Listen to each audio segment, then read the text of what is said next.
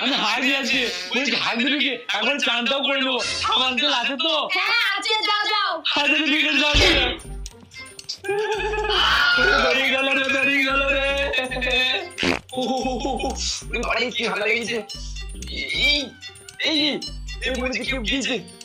বেরিয়ে গেল। আরে শাশুড়ি না, শাশুড়ি না, আরে কি হয়েছে বাবা তোমার? আমার না জমের হাগা লেগেছে। এই বাথরুমে কে ঢুকেছে বলেন তো? আরে বাথরুমে তো তোমার শ্বশুর ঢুকেছে, আওয়াজ দাও না, দেখো বেরিয়ে যাবে। আচ্ছা ঠিক আছে ঠিক আছে। এই কি রকম আওয়াজ আসছে? আরে শাশুড়ি মা, কি হলো বাবা, জামাই আবার? আরে বলছি শ্বশুর মশাই বাথরুমে কি করতে ঢুকেছে?